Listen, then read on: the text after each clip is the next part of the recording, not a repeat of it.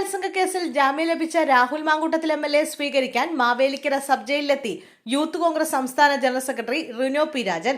രാഹുൽ മാങ്കൂട്ടത്തിൽ ജാമ്യത്തിൽ ഇറങ്ങിയതിന് മുന്നോടിയായാണ് ജയിലിലെത്തിയത്. എന്നാൽ മാധ്യമങ്ങളെ കണ്ടതോടെ തിരികെ മടങ്ങി.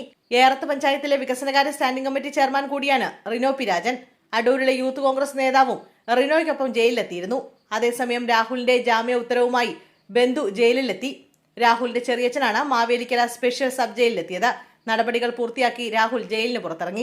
പത്തനംതിട്ട ജില്ലാ സെഷൻസ് കോടതിയാണ് രാഹുലിന് ജാമ്യം അനുവദിച്ചത്. പരാതിക്കാരിയും രാഹുൽ മാങ്കൂട്ടത്തിനും തമ്മിലുള്ള ഫോൺ സംഭാഷണത്തിന്റെ ശബ്ദരേഖ പ്രതിഭാഗം കോടതിയിൽ സമർപ്പിച്ചിരുന്നു. ശബ്ദരേഖയുടെ ആധികാരികത പരിശോധിക്കണമെന്ന് പ്രോസിക്യൂഷൻ ആവശ്യപ്പെട്ടിരുന്നു.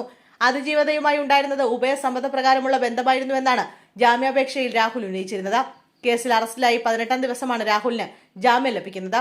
എന്നാൽ ഒന്നാം ബലാത്സംഗ കേസിൽ രാഹുൽ മാങ്കൂട്ടത്തിൽ MLAയുടെ മുൻകൂർ ജാമ്യാപേക്ഷ ഹൈക്കോടതി വിധി പറയാൻ മാറ്റി. ജസ്റ്റിസ് കൗസർ എടപ്പകത്ത് അധ്യക്ഷനായ സിംഗിൾ ബെഞ്ചാണ് രാഹുൽ മാങ്കൂട്ടത്തിന്റെ മുൻകൂർ ജാമ്യാപേക്ഷയിൽ വാദം കേട്ടത്. രാഹുലിനെതിരെ രൂക്ഷമായ കുറ്റങ്ങളാണ് പ്രോസിക്യൂഷൻ ഉന്നയിച്ചത്.